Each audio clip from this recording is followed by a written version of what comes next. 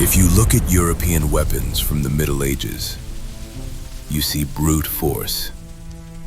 Knightly swords were crafted to be heavy, capable of piercing iron armor and crushing bone. They were tools of survival. But on the other side of the world, in closed-off Japan, the blade evolved entirely differently.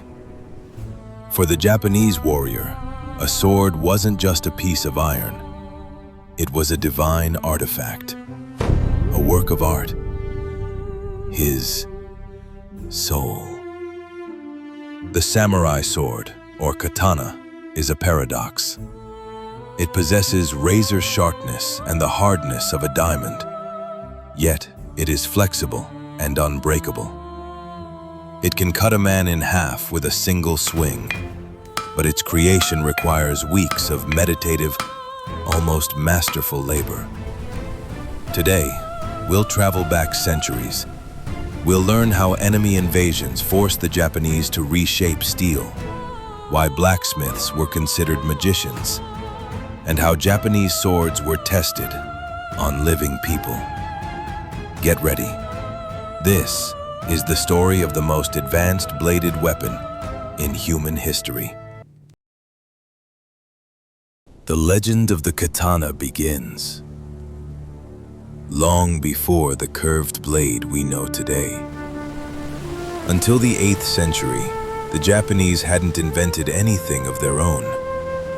They used straight, heavy chokuto swords, the technology of which they brought from China and Korea. But these had a fatal flaw. Under a strong blow, the straight blade often broke or jammed. According to myth, the first curved sword was forged by the legendary blacksmith Amakuni. He saw warriors returning from the battlefield with broken pieces instead of swords.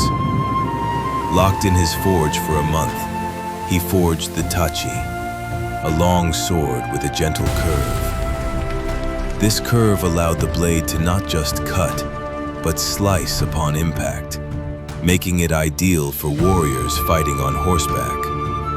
But the true test of its strength came in the 13th century. The invincible armada of the Mongol Empire, led by Kublai Khan, arrived on the shores of Japan. In the first battles, the Japanese were terrified. Their elegant tachi swords broke against the thick leather and iron armor of the Mongols. The blades lacked thickness and strength. Japanese swordsmiths quickly began to change the blade's geometry, making it shorter, thicker at the spine, and wider. It was this harsh historical lesson that laid the foundation for the weapon we now call the katana. The katana finally took shape by the 15th century, when combat became mass and on foot. The sword was now worn tucked into the belt, blade up. One movement, and the sword would fly from its scabbard, delivering a deadly blow. But how do you make a sword that's hard enough to hold a sharp edge, yet soft enough on the inside to prevent shattering when struck by another blade? The answer lies in the incredible skill of Japanese blacksmiths. The forging process was sacred. Before work, the blacksmith purified himself with rituals, donned the white robes of a Shinto priest, and kept outsiders out of the forge. It all begins not with a piece of iron, but with black sand rich in ore. It's poured into a giant clay oven, a Tatara. The oven burns for 3 days and 3 nights at temperatures exceeding 1,000 degrees Celsius. Afterward, the oven is destroyed. A piece of precious, spongy steel, tamehagane, remains at the bottom. The master breaks this piece into small fragments and sorts them. And herein lies the first secret of the katana. The Japanese have come up with an ingenious design. They take soft, low-carbon steel and make it the core of a sword.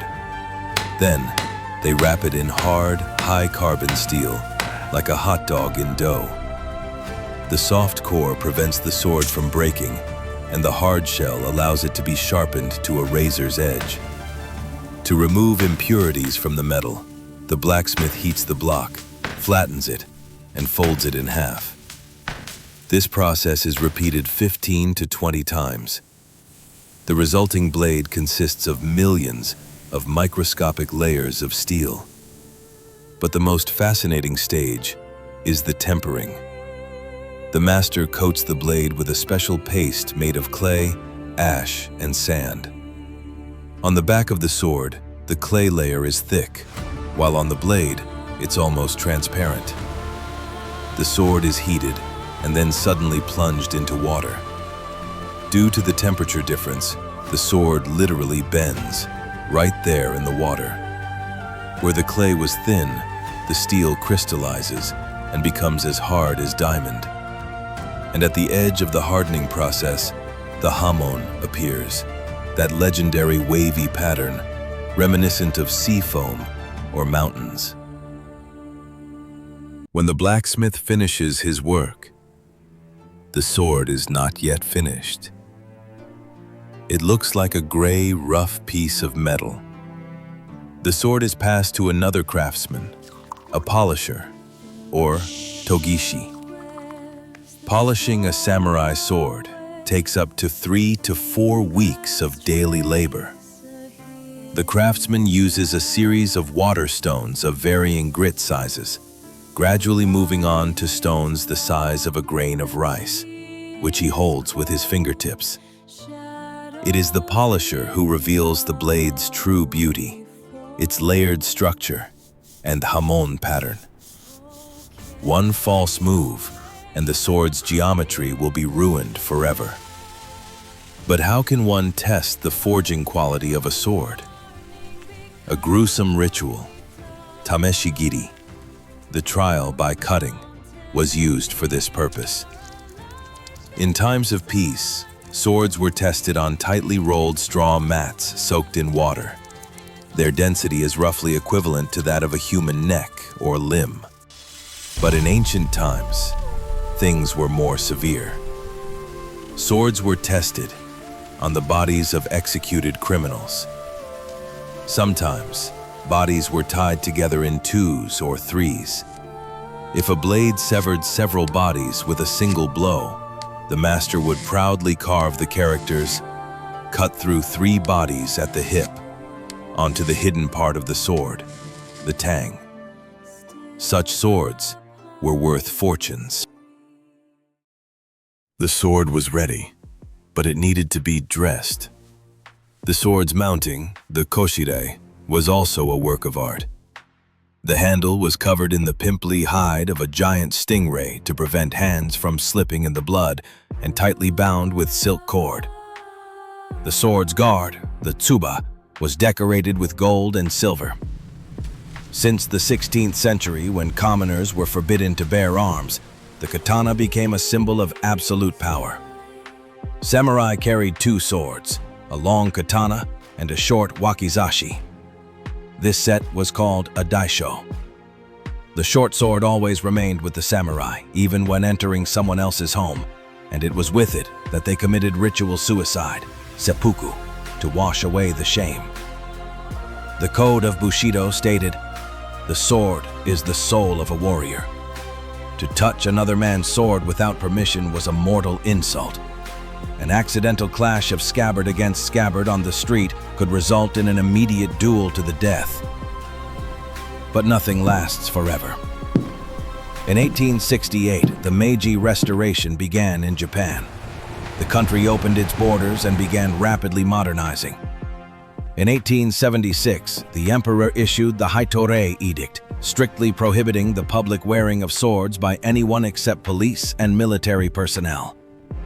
The era of the samurai was over. Millions of swords were confiscated, melted down, or sold for a pittance to foreigners.